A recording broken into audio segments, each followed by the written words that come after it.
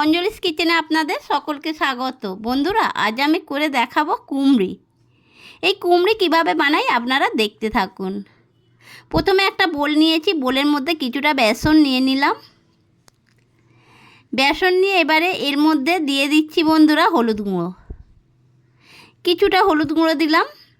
তারপরে দেব লবণ, পরিমাণ মতো লবণ দিয়ে দিলাম কালো জিরা। তারপরে হাতের সাহায্যে ভালো করে এগুলোকে মেখে নিচ্ছি।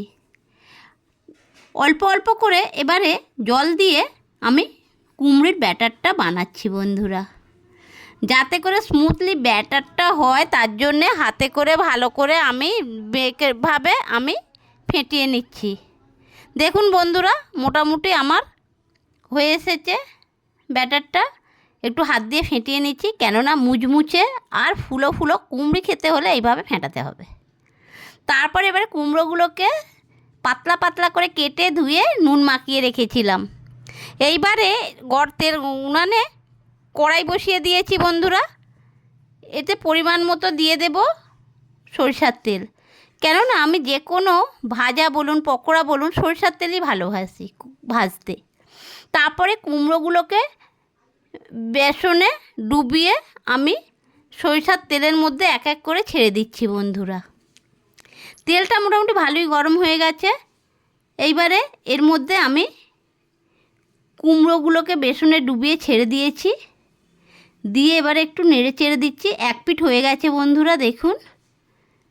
এটাকে উল্টিয়ে অপর পিঠটা নিচের দিকে করে দিলাম, মানে কাঁচা দিকটা নিচে করে দিলাম, আর যেটা একটু লাল লাল ভাজা হয়েছে সেটা উপর দিকে করে দিলাম বন্ধুরা। এইভাবে দেখুন বন্ধুরা, লাল লাল করে কুমড়িগুলো কত সুন্দর ভাজা হয়েছে। এবার এক এক করে তুলে নিচ্ছি বন্ধুরা। আবারও ওই তেলের মধ্যে কুমড়োর স্লাইস নিয়ে ব্যাটারে ডুবিয়ে ছেড়ে দিলাম, তেলে ভাজা হচ্ছে। এইটা দিয়ে এবারে এপিট ওপিট করে এটাকেও ভাজবো বন্ধুরা। তারপরে আরেকটা দিয়ে দিয়েছিলাম, দুটো আমার ভাজা হয়ে গেল লাল লাল করে। এইবারে তুলেও নিচ্ছি বন্ধুরা। দেখুন কত সুন্দর ভাজা হয়েছে আমার কুমড়ি। এইভাবে আপনারাও বানিয়ে খাবেন, খুব ভালো লাগবে। একেবারে পুরো বেগুনির মতো দেখাচ্ছে না বন্ধুরা? না, এটা কুমড়ি।